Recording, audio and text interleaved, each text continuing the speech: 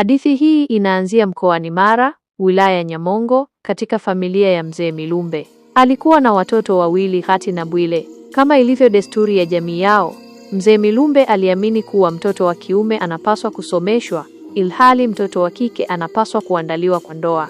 Ghati, akiwa msichana mwenye ndoto kubwa, alitamani kusoma kama kaka yake Bwile. Hata hivyo, baba yake hakumpa nafasi hiyo. Alipoona hatapata fursa ya kusoma nyumbani, aliamua kutoroka na kuelekea Musoma mjini kwa matumaini ya kupata msaada wa kielimu. Baada ya safari ngumu, alipata bahati kufika nyumbani kwa mchungaji mmoja aliyeitwa Peter. Alipoulizwa kuhusu familia yake, Ghati alidai kuwa wazazi wake walimtelekeza na kumkimbia. Alisema hivyo ili kupata msaada wa haraka aweze kusoma. Mchungaji Peter aliishi na mke wake pamoja na binti yao mdogo, Salome, aliyekuwa akisoma darasa la kwanza. Alipoona bidii na uhitaji wa Ghati, mchungaji aliamua kumpeleka shule. Japo alikuwa na umri mkubwa, walimu walimpokea na kumweka darasa moja na Salome.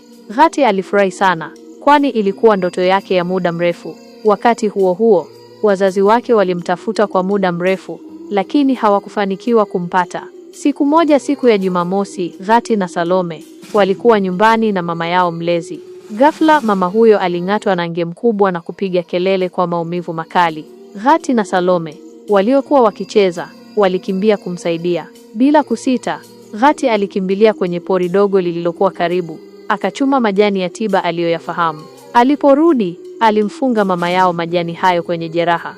Baada ya muda mfupi, maumivu yalipungua na sumu ilianza kutoka taratibu. Mchungaji Peter aliporudi jioni, alishangaa kumkuta mke wake akiwa amefungwa mguu. Aliposikia kilichotokea, alimpongeza Ghati kwa ujasiri na hekima yake ya kutibu jeraha. Ghati aliendelea na masomo kwa bidii na hatimaye alifanya mtihani wa darasa la 7. Alifaulu kwa kiwango cha juu pamoja na Salome. Wakiwa wanasubiri kupangiwa shule za sekondari, siku moja waliposikia mlango ukigongwa, mama yao mlezi alikwenda kufungua.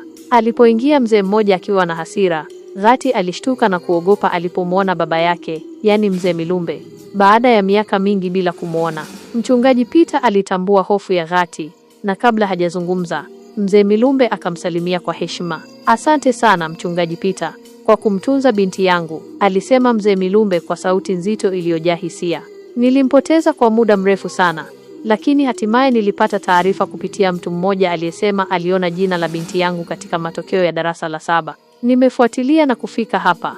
Mchungaji Peter alitabasamu na kumkaribisha. "Karibu sana. Ghati ni binti mwelevu sana. Nimeishi naye hapa kwa miaka 7 na amekuwa akinipatia heshima kubwa." Mzee Milumbe alimsogelea Ghati, machozi yakimlengalenga. Bila kusita, alimkumbatia kwa nguvu, akisema kwa sauti ya uchungu, "Nisamehe, mtoto wangu. Kama ningejua, ningekusomesha." Kaka yako, Bwile, alifika darasa la 6, kisha akakata tamaa ya shule. Sasa yuko nyumbani na tayari ameshaoa.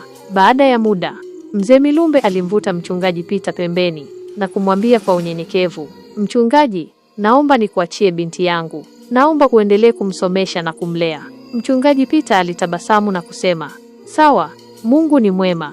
Binti huyo ataendelea kukua katika maadili mema." Mzee Milumbe alishukuru sana, kisha akaomba kumchukua Ghati kwa wiki moja ili akasalimie ndugu zake. Baada ya mazungumzo, Mzee Milumbe na mchungaji Peter waliporudi ndani walikuta Ghati ameondoka. Walimtafuta nyumba nzima, hawakumuona. Je, nini kitaendelea katika sehemu ya pili?